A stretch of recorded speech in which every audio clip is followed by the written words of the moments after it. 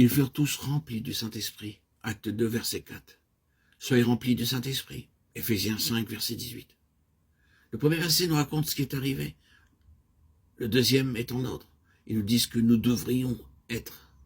Au cas où il y aurait quelques doutes dans nos esprits au sujet de l'actualité de cet ordre, nous le trouvons lié à un autre ordre. Ne vous enivrez pas de vin, c'est de la débauche. Soyez au contraire remplis de l'esprit. Si je vous demandais, essayez-vous d'obéir à cet ordre? Ne vous enivrez pas de vin? Vous me répondriez aussitôt naturellement, j'obéis à cet ordre puisque je suis chrétien. Et maintenant, je vous demande, avez-vous obéi à cet haut commandement? Soyez remplis de l'esprit. Est-ce là la vie que vous vivez? Sinon, la question se pose aussitôt, pourquoi? Et alors vient cette haute question. Avez-vous le désir d'obéir à ce commandement aujourd'hui même et de dire, avec l'aide de Dieu, j'obéirai? Je ne m'accorderai point de repos jusqu'à ce que j'ai obéi à ce commandement, jusqu'à ce que je sois rempli de l'esprit. Je vais vous dire tout d'abord que c'est ici une simple question d'obéissance à un ordre donné par le Saint-Esprit de Dieu dans sa parole.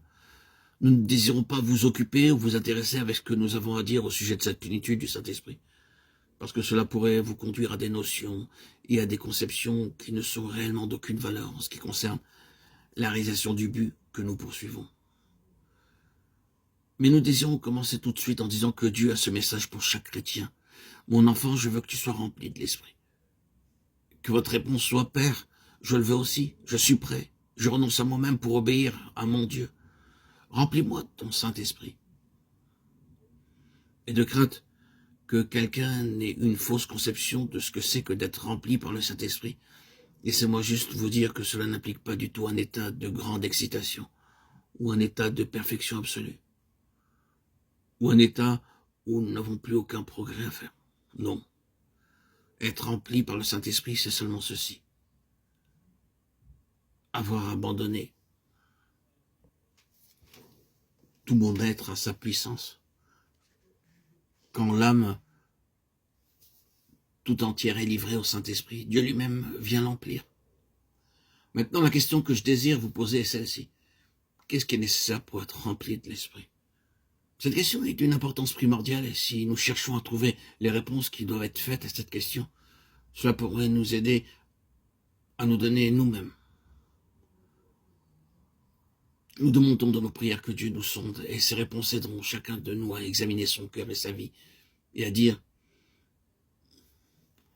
suis-je dans la condition voulue pour que Dieu puisse me remplir du Saint-Esprit? En répondant à cette simple question, notre nature est alors encouragée.